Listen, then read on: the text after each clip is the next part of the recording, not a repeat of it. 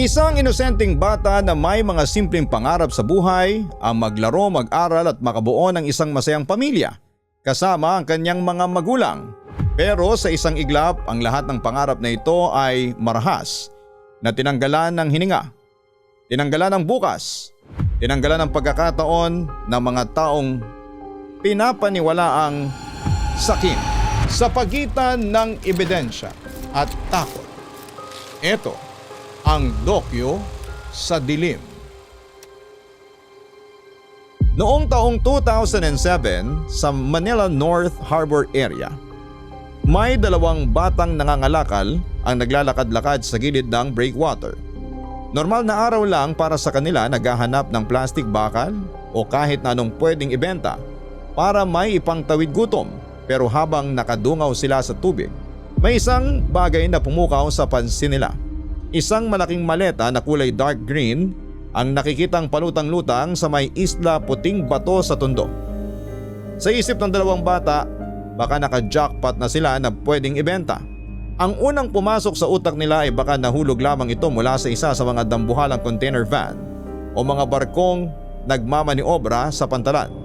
Naisip nila na baka puno ito ng mga mamahaling gamit, mga damit, kagamitan o kung saswertihin nga naman ay baka may bundle ng pera sa loob.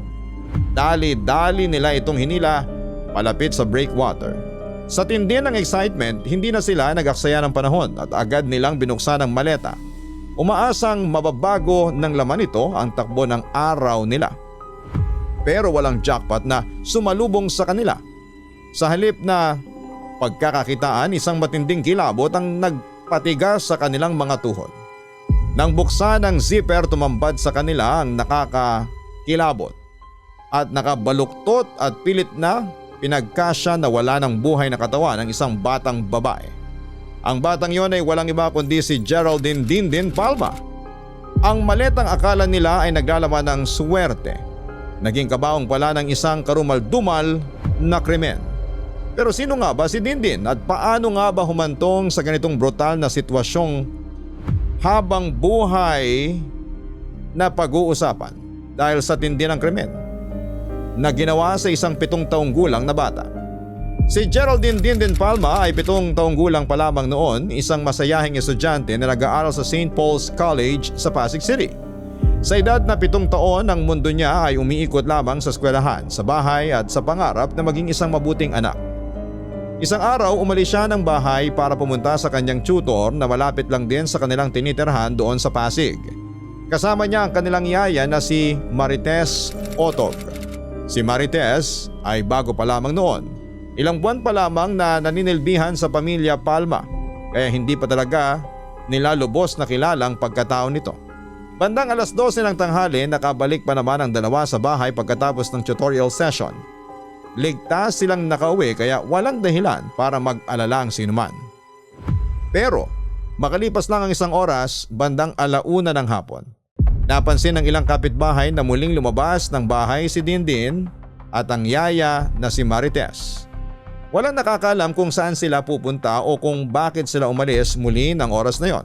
Dumating 3:00 ng hapon, nakauwi na mula sa kanyang trabaho ang ama ni Dindin na si Gerald Palma. Pagpasok niya sa loob ng bahay, natahimik si Gerald Palma. Walang sumasalubong sa kanya. Hinanap niya ang kanyang anak, hinahanap niya ang yaya pero walang sumasagot. Doon na nagsimulang kabahan si Gerald. May kung anong mabigat na kutob ang biglang pumasok sa dibdib niya. Isang pakiramdam ng ama na nagsasabing may hindi magandang nangyari. Hindi nagtagal ang katahimikan dahil biglang tumunog ang telepono sa loob ng kanilang bahay. Isang boses ng lalaki ang bumasag sa kabilang linya. Seryoso, malamig at walang kabog-abog na nagbitaw ng salita. Hawak nila si Dindin. Kung gusto pa raw nilang makitang buhay ang bata, kailangan nilang maglabas ng 10 million pesos. 10 milyong piso kapalit ng buhay ng 7 taong gulang niyang anak. Nataranta si Gerald saan naman sila kukuha ng ganong kalaking halaga. Sinubukan niyang magbaka sakali, lumabas siya ng bahay at nag-ikot sa loob ng subdivision. Nagtanong-tanong sa mga gwardya, sa mga kapitbahay, sa mga tambay. Umaasang may nakakita kung saan dinala ang anak niya o kung anong sasakyan ang sumundo sa kanila. Pero bigo siya Walang makapagturo dahil sa tindi ng takot at kawalan ng pag-asa, nagdesisyon na si Gerald na humingi ng tulong sa mga otoridad at pumunta sa pulisya. Hindi nagtagal nalaman ng mga kidnappers na nakipag-ugnayan sa mga pulis si Gerald. Muling tumawag ang mga suspect at sa pagkakataong ito ay mas lalong naging nakakatakot na ang mga sinasabi nila sa kabilang linya. Para patunayan na seryoso sila at para takutin palalo ang pamilya, sinabi ng mga kidnappers na pinatay na nila ang iyaya na si Marites dahil sa paghingi nila ng tulong sa mga pulis. Sa puntong ito ay mas lalong nadurog at natakot ang puso ng ama. Ang buong akala niya ay wala na rin ang yaya at ang anak na lang niya ang natitirang buhay. Kahit na may pagbabanta ay nagpatuloy pa rin ang pakikipagnegosasyon ng pamilya sa tulong ng mga otoridad. Paulit-ulit nilang pinapaliwanag na imposible nilang maibigay ang 10 milyong piso. Sa huli, dala na rin siguro sa taranta o kagustuhan ng mga kidnappers na makuha kaagad ang pera ay bumaba na ang demand. Mula sa 10 milyong piso ay nagkasundo ang dalawang panig sa halagang 254,000 piso na bilang ng ransom money na ibibigay. Ang mahalaga kay Gerald maibalik lang ng ligtas ang kanyang anak na si Dindin. Dumating ang araw na tinakda para sa palitan, dala ang ransom money, nagtungo si Gerald sa napagkasundo ang lugar ng tagpuan doon sa Taguig City. Kasama niya mga operatiba ng pulisya na nakasubaybay ng palihim. Pati na ang ilang mga kamag-anak na umaasang mayayakap na muli ang bata. Umaga pa lamang nandun na sila, naghihintay sila sa bawat minutong lumipas. Sumikat ang araw, maghapon silang nag-abang sa gilid ng kalsada hanggang sa lumalim na ang gabi at umabot na sa madaling araw ng sumunod na araw.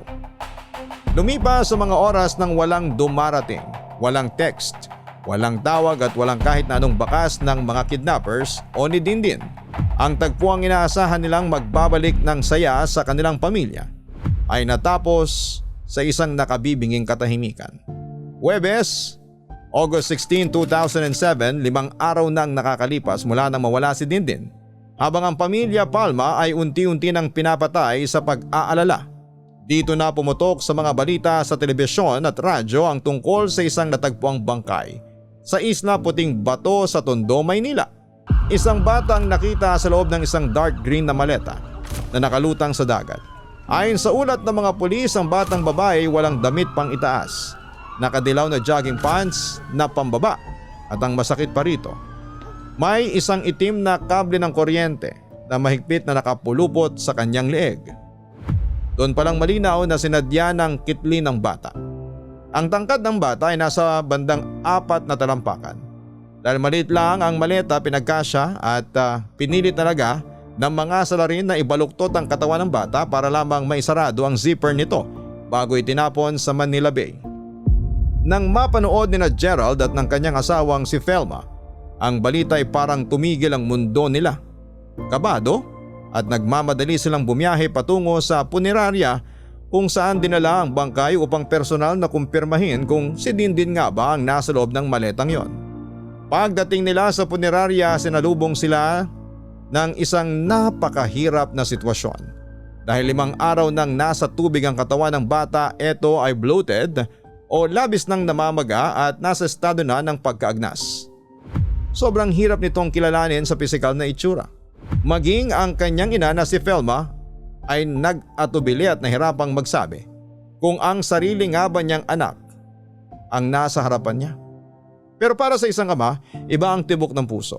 Habang tinititigan ni Gerald ang katawan ng bata sa kabila ng pamamaga at kondisyon ng bangkay, may kung ano sa kanyang kalooban ang sumisigaw. Alam niya at ramdam niya ang batang nakabaluktot sa loob ng malamig na maletang yon. Ang batang pinagkaitan ng kanyang bukas ay walang iba kundi ang kanyang minamahal na anak na si Dindin. Dahil sa advanced state na ng decomposition o labis na ang pagkaagnas ng natagpuang bangkay sa loob ng maleta, naging isang napakalaking hamon para sa mga otoridad kung paano nga ba malalaman ang totoong pagkakakilanlan nito. Paano mo nga naman matutukoy ang isang bata kung ang muka at katawan nito ay binago na ng ilang araw na pagkababad sa tubig alat? Sa gitna ng paghahanap ng sagot ay mas lalong gumulo ang sitwasyon nang pumasok sa eksena ang isa pang pamilyang naghahanap din ng kanilang nawawalang anak. Si Julieta Salvatierra, isang residente mula mismo sa Tondo, Maynila ay lumutang. Ilang araw na rin niyang hinahanap ang kanyang 12 taong gulang na anak na si Jesseline. Ayon kay Julieta, huling nakita si Jesseline noong August 2, 2007. Pumasok ito sa paaralan pero hindi na muling nakauwi pa sa kanilang bahay. Gaya ni Gerald at Felma, nagmamadali rin pumunta si Julieta sa punerarya. Bitbit ang pag-asa at takot. Sinilip niya ang bangkay sa maleta para malaman kung ito nga ba ang kanyang nawawalang si Jesseline. Ngunit nang makita ni Julieta ang bangkay ay napansin niya kaagad ang mga pagkakaiba. Nakita niyang iba ang tangkad ng batang nasa punerarya, mas matangkad ang kanyang anak na si Jesseline kumpara sa nakabaluktot na katawan sa maleta. Bukod sa height, napansin din ni Julieta na iba ang kulay at itsura ng buhok at maging ang hugis ng mga mata ng bangkay kung ikukumpara sa kanyang nawawalang dalagita. Dahil dito alam ni Julieta na hindi si Jesseline ang nasa harapan niya. Sa parte naman ng amang si Gerald, kahit na may kalituhan at iba pa ang tingin ng mga tao, nanatili siyang kumbinsido para sa kanya si Dindin ang batang natagpuan sa loob ng maleta dahil na rin sa isang matibay na ebidensya, ang nakitang dilaw na jogging pants na suot ng bangkay na alam niyang kay Dindin. Upang matapos ang duda, nagsagawa ng autopsy at DNA test ang Manila Police District. Pero dahil nangyari ang krimen noong taong 2007 kung sana hindi pa ganun ka-high-tech o advanced ang forensic testing ng mga crime laboratory sa Pilipinas, lumalabas na inclusive ang resulta. Masyado na raw kontaminado ang bangkay dahil sa tagal ng pagkakababad nito sa dagat. Pero para sa pamilya Palma, hindi kailangan ng papel para patunayan ang dikta ng kanilang puso. Kahit na walang opisyal na resultang nagpapatunay na si Dindin nga ang na-recover.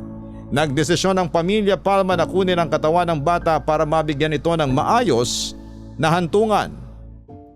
August 26, 2007, tuluyan nang nilibing si Dindin sa Manila Memorial Park sa Parañaque. Napapaligiran ng iyak at lungkot ang libing. Pero sa kabila ng paghahatid sa kanya sa huling hantungan, blanko pa rin ang pamilya Palma. Wala pa ring malinaw na sagot kung sino nga ba talaga ang may utak sa likod ng malupit na krimeng ito. Sino ang may gawa nito sa isang 7 taong gulang na bata? Sa simula ng investigasyon ng Philippine National Police or PNP, kidnap for ransom ang unang nakitang motibo. At sa anggulong ito ay malaki ang hinala ng mga otoridad na may kinalaman o kasabwat ang yaya na si Marites o kilala rin sa pangalang Mayet sa pagdukot sa bata. Sila ang huling magkasama at ang kanyang biglaang pagkawala ay nag-iwan ng malaking mantsa sa kanyang pangalan. Ngunit mas lalong naging madilim ang usapin nang lumabas ang medical legal report mula sa Manila Police District. Ayon sa pagsusuri, hindi lang basta sinakalang bata. Lumabas sa report na posibleng hinalay o ginahasa rin ng biktima bago ito pinatay. Isang anggulo na mas lalong nagpadurog sa puso ng pamilya. Makalipas ang ilang panahon, nagkaroon ng iba't ibang pag-aresto ang Manila Police na nagbigay ng bagong direksyon sa kaso. Isang lalaki na nagngangalang Dominic Agnote ang inaresto ng mga otoridad kaugnay ng iba pang paglabag sa batas na walang kinalaman sa bata. Pero habang nasa gitna siya ng pag-i-interrogate o pagtatanong ng mga pulis, biglang nagbago ang ihip ng hangin. May nabanggit si Agnote na isang impormasyon na may kinalaman sa kaso ng batang natagpuan sa loob ng maleta. Ayon sa salaysay ni Agnote, isang araw ay bumisita siya sa bahay ng kanyang kaibigan na si Henry. Habang nandun siya, hindi sinasadyang narinig niya ang pag-uusap ng 4 na iba pang lalaki na nasa loob din ng bahay. Ang pinag-uusapan umano ng 4 ay kung paano nila dinukot, hinalay at pinatay ang isang batang babae. Bago nila ito pinagkasya at tinago sa loob ng isang maleta. Dahil sa napakabigat na testimonya na ito ay hindi nagaksaya ang panahon, ang mga pulis agad nilang hinalughog at inaresto ang 4 na lalaking itinuturo na sina Henry Redoblado, Ramil Diorico, Renato Bohol at Joey Nodalo. Para mas lalong tumibay ang kaso, isang testigo pa ang lumutang sa mga otoridad. Sinabi ng witness, nakita umano ng kanyang 2 mata ang ginawang panggagahasa sa biktima doon sa may Isla Puting Bato sa Tondo. Dahil sa mga pahayag na ito, formal na kinasuhan ng 4 na lalaki ng mabibigat na kasalanan: rape with homicide at kidnapping for ransom. Mukhang planchado na ang kaso, mukhang may mga salarina. Pero sa kabila ng mga ebidensya at testimonya, may isang bagay na nagpatuloy habang sila ay nakakulong. Mula nang maipasok sila sa piitan hanggang sa mga sumunod na araw ng paglilitis, mariing itinatanggi ng 4 na lalaki ang krimen. Sabay-sabay nilang isinisigaw na wala silang kinalaman at wala silang alam sa pagpatay kay Dindin. Ang tanong ay sila nga ba talaga ang tunay na may sala o may iba pang nagtatago sa dilim? Ang naging problema sa kaso na hawak ng lokal na pulisya, napakaraming elemento ang hindi tugma at hindi malinaw ang ebidensya. Kabilang narito ang profile ng mga inarestong suspect. Kung titingnan ang kanilang mga background, magkakalayo ang tirahan ng mga lalaking ito. Ang isa ay taga Quezon City, ang isa ay taga Bulacan at ang iba naman ay doon sa Tondo. Wala man lang kahit isa sa kanilang nakatira sa Pasig, kung saan matatagpuan ang bahay nila Dindin at kung saan ito huling nawala. Bukod doon, hindi rin klaro kung bakit si Dindin ang naging target ng mga nasabing suspect. Paano nila nakilala ang bata? Bakit siya ang binalingan nila? Walang mahanap na sagot ang investigasyon ng Manila Police sa mga tanong na ito. Dahil dito ay mismo ang ama ni Gerald ay hindi rin kumbinsido sa naging takbo ng investigasyon ng pulisya. Pakiramdam niya ay may hindi nagtutugma. Kaya naman nagdesisyon si Gerald na lumapit na sa National Bureau of Investigation or NBI para sa isang mas malalim at mas malawak na pagsisiyasat. Dito na nagsagawa ng hiwalay na investigasyon ng NBI upang masigurado ang lahat. Kinailangang hukayin muli ang bangkay ng bata mula sa sementeryo para sa isang hiwalay na autopsy at mas masusing DNA test. Para matiyak na walang pagkakamali, nag-facilitate pa ang NBI ng isang hiwalay na DNA test patungo sa bansang Bosnia. Ginamit nila rito ang femur bone ng bangkay o yung matigas na buto sa hita na hindi basta-bastang nasisira ng panahon o ng tubig dagat. 2 taon ang tinagal ng masusing investigasyon ng NBI at noong March 24, 2009. Lumabas sa wakas ang resulta mula sa Bosnia. Ayon sa siyensya, merong 99.9% match ang DNA sample mula sa buto ng bangkay ng DNA ng ina na si Felma. Dahil dito ay tuluyan ng napatunayan at naging sigurado ang lahat na si Dindin nga ang batang babae na natagpuan sa loob ng maleta. At kahit na napakasakit para sa pamilya, natanggapin ang katotohanang wala na ang bata kahit papaano ay nakamit nila ang closure pagdating sa usapin ng pagkakakilanlan ng bangkay. Ngunit kasabay ng resultang ito ay may isa pang lihim na nadiskubre ang NBI na nagdala ng gulat sa pamilya. Lumabas sa pagsusuri na hindi pala si Gerald ang tunay na biological na ama ni Dindin. Si Gerald at Felma ay mag-live-in partner lang pala noon. Pero para kay Gerald, walang nagbago. Mula simula itinuring minahal at pinaglaban niya si Dindin bilang isang tunay at sarili niyang anak. Isa pang nadiskubre ng NBI ay ang resulta ng bagong autopsy. Lumalabas na fully intact o buong buo ang hymen ni Dindin. Ibig sabihin ay malaki ang tsansa na hindi talaga hinalay ang bata. Ang opisyal na medical na ulat na ito ay ganap na taliwas o salungat sa mga naunang witness accounts at testimonya na nakuha ng mga lokal na pulis na nagsasabing nakita nilang ginagahasa ang biktima sa Isla Puting Bato. Dahil sa bagong direksyon na ito ng NBI, nagbago ang listahan ng mga suspect. Ang yaya na si Mayet ang kasambahay na huling nakasama ni Dindin bago ito tuluyang nawala ang naging primary suspect sa krimen. Pero kahit na ilang manhunt operations na at magkatuwang na ginawa ng PNP at NBI, parang bula itong naglaho. Hindi na muling nakita si Mayet at hanggang ngayon, hindi masabi ng mga otoridad kung buhay pa ba o patay na ang yaya ng bata. Lahat ng posibleng motibo at anggulo ay sinisiyasat ng mga otoridad. Maging si Gerald nga ay napagsospetsahan din sa isang bahagi ng investigasyon pero wala kahit na anong ebidensya ang nakapagdiin o nakaugnay sa kanya sa krimen. Makalipas ang 7 taon na pagkakakulong ng 4 na suspect na unang inaresto ng mga pulis, nagbaba ng desisyon ng Manila Regional Trial Court noong May 28, 2014. Pinawalang sala ng korte sina Henry Redoblado, Ramil Diorico, Renato Bohol at Joey Nodalo sa kasong rape with homicide. Malaki ang naging papel ng ulat ng NBI na nagsasabing buo ang hymen ng bata para mapatunayang walang panggagahasa na nangyari. Kasabay nito ay pinagwalang sala rin ng korte sina Nodalo at Bohol sa hiwalay na kasong kidnapping charges. Sa nangyaring pagpapawalang sala sa 4 na suspect, Sa halip na matapos ang kwento ay mas lalong dumami ang mga katanungan. Kung hindi sila ang may gawa, nasaan ang tunay na may sala? Paano na ang hustisya? Hanggang ngayon ay nananatili pa rin isang malaking palaisipan ang totoong nangyari sa batang si Dindin. Ang kasong ito ay patuloy na nag-iwan ng malamig na katahimikan at mga tanong na tila ba ayaw magbigay ng kasagutan. At hanggang hindi natutuklasan ang buong katotohanan, hindi matatahimik ang mga kaluluwang naghahangad ng kapayapaan. Ipagdasal po natin sana na balang araw ay tuluyan ng makamit ng pamilya Palma ang hustisya na matagal-tagal na nilang ipinaglalaban. Sa pagitan ng ebidensya at takot, ito ang Dokyo sa Dilim.